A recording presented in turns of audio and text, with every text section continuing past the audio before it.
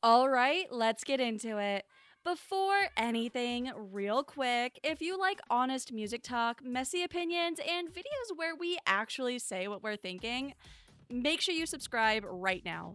Like the video, drop a comment, and let's get active. And also, hype this video if you can. Seriously, hype it. We're starting strong today.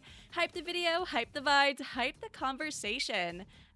Okay, now let's talk. So, Cat's Eye, Internet Girl, the studio version is finally out, and honestly, I have thoughts. A lot of thoughts, and I've been sitting on them because I didn't want to rush a reaction just to be loud. I actually tried to give this song a fair chance, like a real chance, and that's why this video exists. Let me start by saying this clearly so nobody twists my words later. I do not hate Cat's Eye. I actually like the girls. I think they're talented. I think they're strong performers. I think they have star quality. That's why this is so frustrating, because when a group has potential, bad or questionable music choices hit way harder. Now, when Internet Girl was first performed live, I liked it more. I genuinely did, and I think a lot of people felt the same way. Even people who don't want to admit it now. The live version had something. It had grit, it had energy, it sounded rough in a good way. It sounded more rock inspired, more raw, more like a performance song instead of a content song. I remember watching the live clips and thinking, okay, this is interesting. The guitars were louder, the instrumental felt heavier, the girls sounded more natural, the song felt like it had a spine. And because of that, I actually stopped myself from listening to it too much. I was like, let me wait for the studio version so I can hear it properly, clean audio, full production, all that. But TikTok had other plans. You know how TikTok is. Once it latches onto a song, you don't get a choice. It's in your face, it's in every scroll, it's in every edit. It's shoved down your throat whether you want it or not. So by the time the studio version dropped, I already knew how the song basically went. I already had expectations, and maybe that's part of the problem. Because when I finally listened to the studio version, I was disappointed. Not because the song is unlistenable, not because it's the worst thing I've ever heard, but because it feels watered down, and I hate that word, but it fits. The live version sounded rockier. You could hear the instruments more clearly. It felt louder. It felt messier in a way that worked. The studio version feels safer, polished in the wrong way. Like they took the edges off. Like they sanded it down until it fit neatly into a playlist instead of letting it be bold. And then we need to talk about the baby voice because, girl, what was that? I'm sorry, but replacing Megan's I'm Getting Out of Here with a baby toddler voice was a terrible choice. I don't care how you spin it. I don't care if it's supposed to be ironic. I don't care if it's meant to be quirky or annoying on purpose. It's annoying, and not even in a fun way. It genuinely pulls you out of the song. Every time it happens, it breaks the momentum.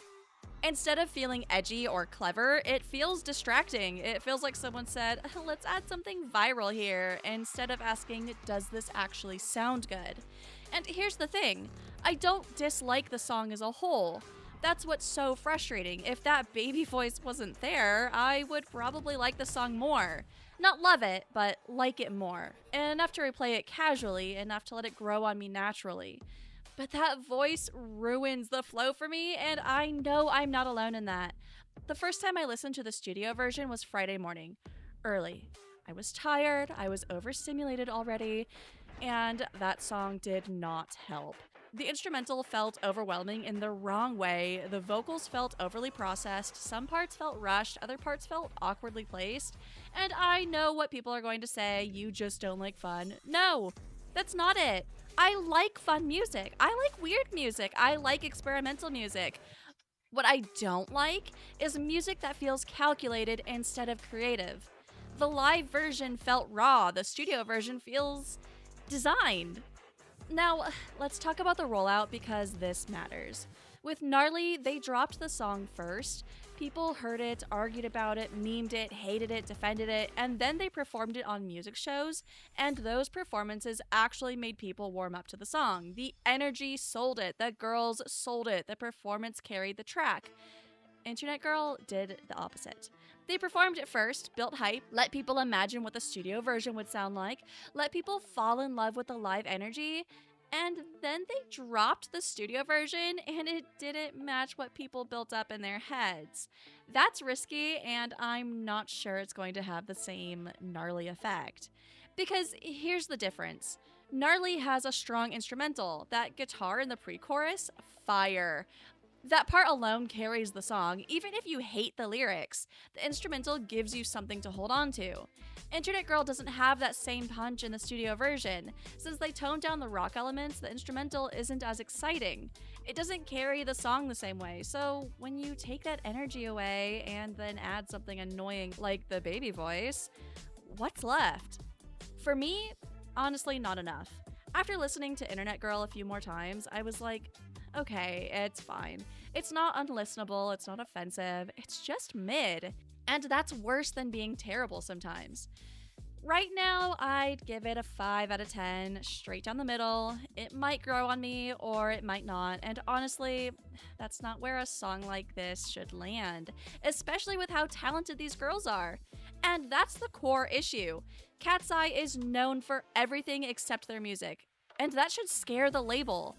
People know them from dance clips, viral says, from commercials, from performances, from visuals, from personality moments, not from songs that make people stop and go, wow, this is really good. Gabriella is the exception. That song had substance, it showcased vocals, it had emotion, it made sense why it charted well, and became their most streamed song. People connected to it. Internet Girl doesn't feel like it's trying to connect. It feels like it's trying to provoke.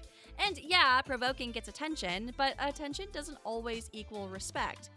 At some point, fans are going to get tired of feeling like the music is rage bait. Like, the songs are designed to be annoying on purpose just so people talk about them. Because talking about a song doesn't mean people actually like it. And I hate seeing talent wasted. I really do, because these girls can sing, they can dance, they can perform. They can handle more than this. This is why people are frustrated. Not because they hate the group, but because they care. Now, before I wrap this up, let me say this. If you've been enjoying this video so far, go ahead and like it, drop a comment with your thoughts, even if you disagree with me, and if you're on mobile, please hype this video, it helps so much. To hype it, swipe left on the comment preview until you see the hype option and tap hype. It seriously helps the algorithm push the video. If you have that feature, please use it, hype the video for real. And also, subscribe if you haven't already. We talk about music honestly over here. No fake praise, no forced hate, just real opinions. Now, to end this, I want to know what you think. Did you prefer the live version or the studio version? Does the baby voice bother you, or are you fine with it? Do you think this song will age well, or will it be forgotten? Comment the phrase "raw version clears" if you watched the entire video so I know you stayed till the end.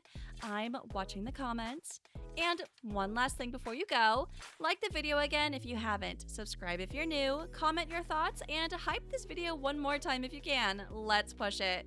Thanks for watching. I'll see you in the next one.